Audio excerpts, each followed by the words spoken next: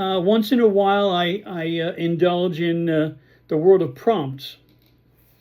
And a friend of mine, perhaps you've heard of her, Belle, a wonderful poet from San Francisco, gave a prompt that I just thought was impossible. I really just couldn't imagine how I could address it. She said, what if you were a master thief and you were tasked with stealing a great bulb of garlic?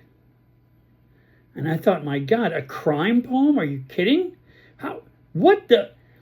And I thought about it for a minute, and this is what I wrote. It's called The Great Garlic Heist. You are a notorious master thief, and you've been tasked with stealing the world's most expensive garlic bulb, worth a veritable fortune. I am reeling. O thou noble bulb, whose possession I desire near as dear as love. Oh, to possess thee, I would dare any crime, to hold thee, squeeze thee now and in eternal time. O thou precious bud, I desire thee so completely, each clove before my nose doth dance, your perfume doth my very soul entrance. I've chased you across yon merry world, that I might you in my loving arms enfold, though copious volumes of history hath thee laid thy tracks, in health and wealth and marriage and miscarriage hath borne thee, noble garlic, up to the max. When summoned by ancient healers to do thy best, from Chinese to the Greeks, the healers will attest, I must have thee. I got a special handmade box, it rests there in my Chester drawers beneath my socks. Though I have purloined both gem and gold from treasure chest, from boudoir bold, across the continent and in far fair Sind, I have made my way from treasure house to gemmed castle storehouse, and to dip my hands and steal away their treasures in fair or foulest weather. Sad, but this great garlic heist challenges my fame, and upon it I will hazard all my reputed skills to game, and thus add to my treasury this famed bulb, that I will on my sweetie's toes to gently rub. This is known by the ancients to charm full love, as greatest love is known and shown to the illuminated, seldom sated, mighty, munificent, good gods above. And when once upon her toe is placed, the inflamed juices do I in secret embrace and gently place.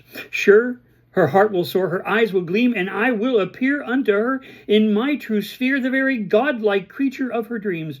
And then upon my lips she will give to me the fated kiss arrive, and all those ruddy droplets of my heart will soar and charm, no jive.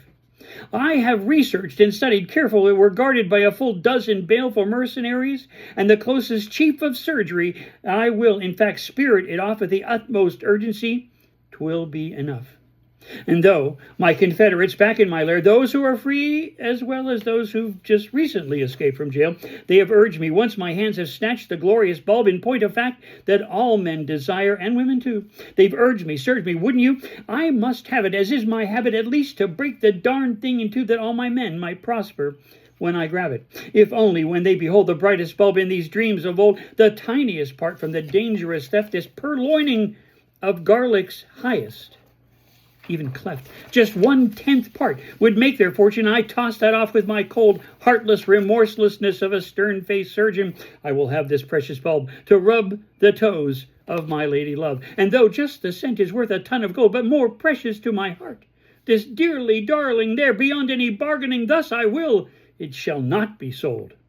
So up upon the museum roof I stealthily slip the greedy bonds of earth, and though it's guarded by 10 troops of guards for all they're worth, I, invisible, seeming, scheming, heedlessly I make my way. Every false step on a loose and slipping tile cannot block my way. Then a random flare, shot high above to discourage any seeker with what little nerve and lesser love. Making my way to the chimney shade, I affixed my cables, and toward the skylight made my stealthy path. I had to last until return from my wanderings with my bulbous beauty in hand, and make my way steadily, stealthily past Once I slipped between the skylight and the ceiling. I could see exactly upon what kind of dangerous mission I was unreeling, but the mighty pole star of my mission neither hesitant nor racked with indecision. In seconds I dropped to the museum's marble floor, and in a moment dispatched the heavily armed guard, one by one, all four. And then they fell as they laid a slumber, no longer at their duty. I swore I'd have that glorious garlic, no matter how great the number. I'll have it. It is my tonic. As Pliny said, the Egyptians revered it and swore upon oaths as the gods would hear it. And when Moses took his people on a stroll, it was the lack of garlic that was so oft lamented that took its toll until Jehovah relented. Garlic was placed at the crossroads by the Greeks to the goddess Hecate for protection against demons and for childbirth's relief. Greek soldiers would dine on copious amounts of garlic before the battle, and the ancients were known on and on and on to prattle. The Koreans ate garlic for protection from tigers, and who am I these days and times to deny this? I would bathe and laze it about on my lady's toes. I swear, mightily, lustily, nowhere else would it go. They might offer pounds or rubies. They might offer to excise the enlargest, even ever so troublesome, say, a benign tumor. Though marks in France they pile so high, but not for me. I pined instead for my lady's breathless sigh, as she turns her pretty head. A hole I quietly inscribed on that bright glass case, and with a dashing quick stroke I extracted the golden garlic bulb and replaced it with a mimic, a mock one, made of biodegradable hemp and plastic, with my holographic signature to mock them with my moniker, Rick. But no chance for error. I slipped right through the rooftop skylight, and since the gods were with me, I got it just right. No need for terror. But now the alarm had been raised, and by some chance a passing cabby made one quick stop outside the museum, which gave me just the opportunity that I needed to save me. One more close shave these garlic gods did offer, and then this kiss, the romantic topper. And as Homer reported, Ulysses owed his escape from Circe to the yellow garlic. I returned quick to my lady's bed and treated her just right. A very nice tonic.